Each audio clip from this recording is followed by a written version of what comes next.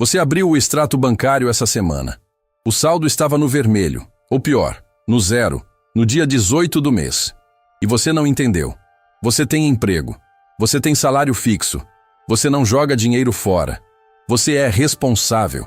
E mesmo assim, quando o mês virou, o dinheiro sumiu antes de você perceber. A sensação não é de derrota. É de algo mais estranho, de invisibilidade. Como se existisse uma força que você não consegue ver, mas que opera contra você com precisão cirúrgica. Vou te dizer algo que ninguém vai dizer numa planilha de controle financeiro. O problema não é quanto você ganha. O problema é quem você acredita que é em relação ao dinheiro. Isso não é autoajuda. É psicologia aplicada. E esse vídeo vai te mostrar o mecanismo exato por trás do padrão de ganhar bem e continuar quebrado. E por que a maioria das pessoas que tenta sair disso pelo caminho errado acaba exatamente no mesmo lugar, só que mais exausta. Fica comigo. Existe um homem chamado Rodrigo, 38 anos, analista de sistema num órgão público federal, concursado há 10 anos, salário de 9.200 líquidos por mês, cargo estável, plano de saúde, férias garantidas, progressão por tempo de serviço. No papel, ele é o exemplo de quem se arrumou na vida. Mas toda quarta-feira à noite, Rodrigo abre o aplicativo do banco com aquela ansiedade específica. Aqui não tem nome certo, mas você reconhece porque já sentiu. O tipo de ansiedade que não é medo, é vergonha. Ele olha o saldo e faz uma conta rápida. Faltam 12 dias para o salário entrar.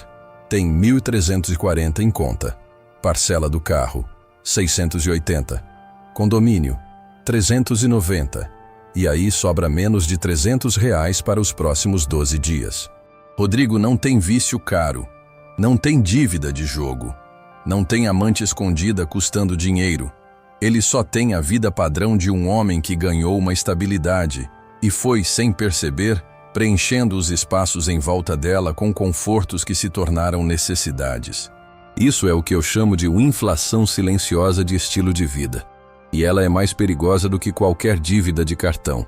A inflação de estilo de vida opera assim. Quando você conquista uma renda estável, o seu cérebro recalibra o que é normal para você. O que antes era luxo, comer num restaurante razoável toda sexta, ter um carro com ar-condicionado que funciona, assinar 4 plataformas de streaming, vai, progressivamente, se tornando baseline. O seu ponto de referência sobe. E aí, qualquer coisa abaixo desse novo baseline começa a parecer privação. O economista comportamental Richard Thaler chamou esse fenômeno de hedonic treadmill, a esteira hedônica. Você corre, sobe de nível e a esteira acelera. A sensação de satisfação dura um ciclo curto, e então você precisa de mais para manter a mesma sensação de suficiência. Só que tem algo mais profundo acontecendo em Rodrigo, e em você, que a esteira hedônica não explica completamente. Rodrigo foi criado por uma mãe que lavava roupa para fora e um pai que trabalhava como vigilante noturno. A família não passava fome, mas o dinheiro era sempre contado. Ele aprendeu muito cedo que dinheiro é escasso, que você usa o que tem porque amanhã pode acabar, que segurar dinheiro é coisa de gente privilegiada. E essa programação, instalada antes dos 10 anos de idade, nunca foi desinstalada. Ela só ganhou uma nova roupagem quando o salário chegou. Agora, com $9.200 por mês, Rodrigo inconscientemente ainda opera com a lógica de quem ganha pouco. Gasta o que tem, porque guardar parece irreal. A diferença é que agora o volume de dinheiro que passa pela conta é maior, e o vazamento proporcionalmente também é. O seu problema financeiro não está na planilha, está no arquivo. Existe um conceito que eu preciso nomear aqui para que o resto desse vídeo faça sentido. Chame de o arquivo de identidade financeira. Cada um de nós carrega um arquivo interno, invisível, não verbal, instalado na infância e na adolescência, que dita o que é normal para nós em termos financeiros. Esse arquivo não é feito de números, é feito de sensações, de memórias afetivas, da sensação que você tinha quando via o rosto da sua mãe ao pagar uma conta, da tensão que existia nos domingos quando o mês estava no fim, do silêncio constrangedor quando alguém perguntava o que você ia fazer nas férias e a resposta era ficar em casa. Esse arquivo define o seu teto psicológico. E ele opera com uma precisão que nenhuma planilha vai interceptar, porque ele não está na sua mente consciente. Ele está no seu sistema nervoso.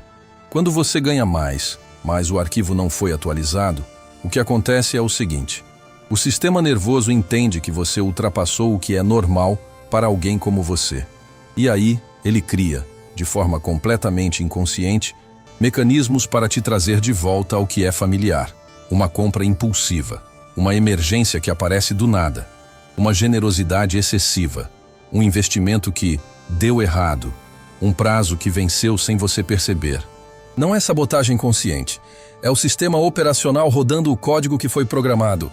E o mais cruel, quanto mais você tenta resolver isso pela disciplina, cortando gastos, fazendo planilha, seguindo método, mais frustrado fica, porque a disciplina opera na camada consciente. E o arquivo está numa camada muito mais funda. Agora quero aprofundar isso em camadas. Porque entender o mecanismo é uma coisa, saber o que fazer com ele é outra. E há pelo menos 5 dimensões desse padrão que você precisa dissecar para começar a mover algo de verdade. Primeira camada: a identidade de classe disfarçada de hábito. Rodrigo não gasta em coisas caras. Ele gasta em coisas normais para a classe média. E esse é o ponto. Existe uma identidade de classe que opera subconscientemente na maioria dos homens que cresceram numa família de renda baixa e depois conquistaram um salário de classe média. Essa identidade diz: agora que eu cheguei aqui, eu preciso parecer que sempre estive aqui. E o jeito de parecer é consumir o que essa classe consome. O carro do ano não é vaidade, é um símbolo de pertencimento. O jantar no restaurante bom não é extravagância, é prova de que você subiu.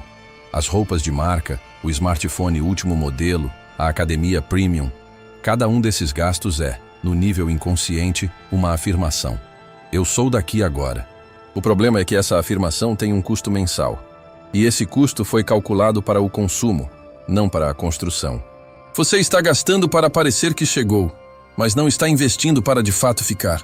Pergunta: qual das suas despesas mensais você conseguiria cortar sem nenhum impacto real na sua qualidade de vida, mas não consegue cortar porque sentiria que desceu de nível? Segunda camada: a economia emocional do consumo. Tem uma função que o consumo cumpre na vida de Rodrigo que vai além da utilidade do produto comprado.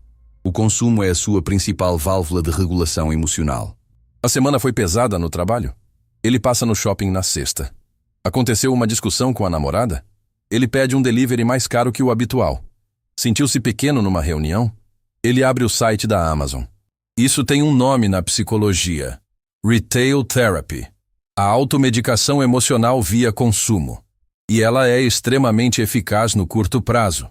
Libera dopamina, cria uma sensação de controle, alivia a ansiedade por alguns minutos.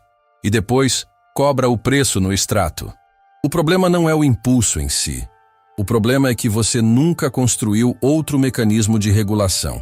Você não tem uma prática de descompressão que não passe pelo dinheiro. Então o consumo se tornou a única saída disponível quando a pressão sobe.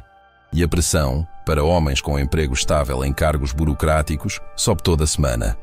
Pergunta: quando você teve o último gasto que não tinha planejado, o que tinha acontecido nas 48 horas antes? Terceira camada: a armadilha da gratificação anestésica. Existe uma diferença fundamental entre prazer e anestesia. Prazer é algo que você busca quando está bem. Anestesia é algo que você busca quando está mal, e que você chama de prazer para não ter que nomear o que está sentindo. Grande parte dos gastos desnecessários de homens na faixa dos 30 e 40 anos com emprego estável não são prazer, são anestesia. Eles estão pagando para não sentir o peso do domingo à noite, para não pensar na segunda-feira de manhã, para não encarar a pergunta que dói mais do que qualquer dívida: isso é tudo que minha vida vai ser? O emprego estável, paradoxalmente, é o maior habilitador dessa anestesia, porque ele garante que você sempre vai ter com o que pagar a conta. Ele fecha o ciclo, trabalha, sente o peso, consome para aliviar, zera o saldo, trabalha de novo. Um loop perfeito e silencioso que se autoalimenta. E o mês vai passando, e os anos vão passando, e o patrimônio continua zerado, e você continua se perguntando para onde foi o dinheiro. Pergunta: Você está comprando coisas ou está comprando tempo longe de uma decisão que precisa tomar? Quarta camada: o custo invisível da inação. Tem um número que Rodrigo nunca calculou. A maioria das pessoas nunca calcula. É o custo real de não fazer nada. Rodrigo tem 38 anos. Se ele pudesse ter investido R$ 1.000 por mês desde os 28, o equivalente a um gasto que ele faz e não percebe, e tivesse uma rentabilidade de 10% ao ano, ele teria hoje aproximadamente R$ 190 mil acumulados. Não por ser rico, apenas por ter começado. Mas ele não começou. E cada mês que passa sem começar não é neutro. É um custo. Cada mês de inação tem um preço.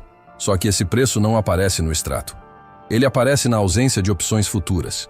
A maioria das pessoas trata a falta de investimento como ausência de ação. Mas é uma ação. É a escolha de consumir em vez de construir. E essa escolha, composta ao longo de anos, tem um resultado tão preciso quanto os juros compostos. Só que no sentido contrário. A liberdade financeira não é uma coisa que você constrói quando chegar a hora. Ela é a soma de decisões pequenas que você toma ou deixa de tomar agora. Pergunta: qual é o patrimônio que você poderia ter hoje se tivesse começado a investir há 5 anos? Você realmente quer calcular? Quinta camada: o contrato não assinado com a mediocridade confortável. Existe um contrato que ninguém te mostrou, mas que você assinou. Aconteceu no momento em que você decidiu, consciente ou não, que estabilidade era o suficiente, que o objetivo era ter emprego bom e não ter liberdade, que o teto era o cargo e não o patrimônio. Esse contrato diz: em troca de segurança previsível, você abre mão da ambição de construir algo seu. Em troca de não ter medo de perder o emprego, você aceita não ter poder sobre o seu tempo. Em troca de saber quanto vai cair na conta no dia 5, você desiste de perguntar quanto poderia ter na conta em 10 anos se você tivesse feito diferente. É um contrato silencioso, mas é vinculante. E você paga as parcelas todo mês, não em dinheiro, mas em versões de você mesmo que nunca existiram. O problema não é o contrato em si. Estabilidade é um recurso real. O problema é ter assinado sem ler, sem entender o que estava cedendo, sem perceber que você transformou um ponto de partida num ponto de chegada. Mas tem algo que a maioria faz aqui, e é onde tudo desmorona. Antes de continuar, preciso falar de algo com você de forma direta. O que você acabou de ler não é teoria. É um diagnóstico. E diagnóstico sem ferramenta é só dor sem direção. Por isso existe o Bookit Mente Livre. Ele não é um curso, não tem mensalidade. É um conjunto de 3 ferramentas que se complementam para fazer exatamente o que este vídeo iniciou: transformar consciência intelectual em consciência emocional e depois em identidade nova. O primeiro componente é o e-book, Os 5 Padrões que te mantêm preso. 35 páginas de diagnóstico psicológico financeiro. Não é um manual de orçamento. É uma dissecação dos 5 mecanismos invisíveis que operam na sua relação com o dinheiro, incluindo o arquivo de identidade financeira que eu acabei de nomear. Você lê e reconhece. E reconhecer já é o primeiro movimento de ruptura. O segundo componente é a calculadora de custo da estabilidade. Uma ferramenta interativa que faz o que eu acabei de descrever na 4ª camada, mas de forma personalizada. Ela calcula o custo real da sua inação em patrimônio, tempo e liberdade adiada, com os seus números, para que você não possa mais tratar isso como abstração. O terceiro componente é a série Mente Livre. 3 faixas, 21 dias. Áudios de 7 a 12 minutos, feitos para ouvir ao acordar ou antes de dormir. Cada ciclo de 7 dias trabalha uma dimensão específica: identidade, valor e ação. Porque o e-book cria clareza na mente. A calculadora cria urgência emocional. E os áudios trabalham onde o padrão realmente mora, na sua identidade. Os 3 se complementam. Juntos eles cobrem o que nenhuma planilha cobre. Acesso vitalício, sem renovação, sem pressão. O link está na descrição, quando você estiver pronto. Agora deixa eu te dizer o que a maioria faz quando chega nesse ponto do raciocínio. Ela encontra uma exceção. Mas minha situação é diferente. Tenho filhos, tenho despesa de saúde, tenho uma mãe que precisa de ajuda. Tudo verdade. E tudo real. Mas nenhuma dessas coisas explica o padrão. Elas explicam a dificuldade, que é diferente. Ou então, falta pouco para o meu quinquênio. Depois que eu pegar o aumento, aí eu começo a guardar. E você sabe que esse argumento tem 12 anos. Mudou o prazo, o marcador, o evento. O quinquênio virou a promoção que virou a quitação do carro que vai virar a entrada na casa própria. O início foi adiado tantas vezes que se tornou um horizonte que recua. Ou ainda, minha aposentadoria já está garantida. Está. E ela vai te dar, com sorte, 60% do seu último salário. No dia em que você estiver velho demais para ter energia de mudar qualquer coisa. Garantido, sim. Suficiente para a vida que você quer? Essa pergunta, na maioria dos casos, não tem sido feita com honestidade. O custo real da estabilidade não é financeiro. É existencial. É o domingo à noite. Aquela sensação que não tem nome certo, mas que você conhece bem. Uma mistura de peso, de tédio antecipado, de alguma coisa que ficou por fazer. Você acha que é cansaço da semana que vem. Mas não é só isso. É a consciência, que nunca é completamente silenciada, de que você está vivendo uma vida que foi definida pela segurança, e não pela escolha. É o Rodrigo na fila do banco de um sábado de manhã, olhando para um cara de 50 e poucos anos na frente dele, percebendo que aquele homem poderia ser ele em 15 anos. Mesmo horário, mesma fila, mesmo salário, corrigido pela inflação. E sentindo, por um segundo, um medo diferente de todos os outros. Não o medo de perder o emprego. O medo de nunca ter arriscado nada. Esse é o custo que não aparece na planilha. E a versão de você que poderia ter existido, mais livre, mais intencional, mais autoral sobre a própria vida, essa versão foi sendo adiada, compromisso por compromisso, mês por mês, até virar uma ficção que você chama de sonho de juventude, para não ter que lidar com o peso de ainda querer. Mas aqui está o que muda tudo. Estabilidade não é o problema. Estabilidade usada como desculpa é o problema. Existe uma diferença brutal entre dois tipos de homem que têm emprego público ou CLT estável. O primeiro usa a estabilidade como teto, o lugar onde ele parou. O segundo usa a estabilidade como base, o piso a partir do qual ele constrói. O primeiro está sempre um passo atrás do salário. O segundo usa o salário garantido como margem de segurança para se mover com inteligência. Rodrigo, quando chegou ao fim do terceiro mês com o extrato no vermelho, não fez o que esperariam dele. Ele não abriu uma planilha. Ele fez uma pergunta diferente. Quanto do que eu gasto é para parecer que cheguei? E quanto é para de fato ir para frente? A resposta foi desconfortável, mas foi honesta. Ele percebeu que estava pagando todo mês por uma identidade que não era dele. Por um estilo de vida importado de um imaginário de classe média bem-sucedida que ele tinha absorvido sem questionar. E que, na prática, esse estilo de vida estava consumindo exatamente a margem que poderia estar construindo a liberdade que ele dizia querer. Ele não cortou tudo. Não virou uma seta. Ele fez algo mais sofisticado. Decidiu o que tinha valor real para ele, não o que tinha valor simbólico para a identidade que ele estava representando. E começou com $500 por mês investidos antes de qualquer outra despesa. Não porque $500 vai fazer milagre no curto prazo, mas porque o ato de se pagar primeiro é um sinal que você manda para si mesmo. Eu existo no futuro. Eu estou construindo algo. O dinheiro não é só para agora. Esse primeiro passo não mudou o extrato em 30 dias, mas mudou o arquivo. E é o arquivo que muda tudo. Antes de encerrar, quero te pedir uma coisa. Se este vídeo chegou em algum lugar que você não esperava, escreve aqui nos comentários uma palavra. Uma palavra que represente o que você quer construir. Não o que você tem hoje, mas o que você quer que exista daqui a 5 anos. Pode ser liberdade. Pode ser tempo. Pode ser o nome de alguém que você quer conseguir cuidar melhor. Pode ser qualquer palavra que seja real para você. Essa palavra nos comentários não é um exercício vazio. É o começo de uma conversa. E é o tipo de conversa que este canal foi criado para ter. O Mente de Valor não existe para te dar dicas de como economizar no supermercado. Existe para dissecar os padrões invisíveis que determinam por que você está onde está. E para oferecer uma perspectiva nova, não uma receita pronta. Se isso ressoa com você, se inscreve. Ative o sino. E compartilha com alguém que você sabe que precisa ouvir isso. Não para ensinar, mas para não estar sozinho nisso.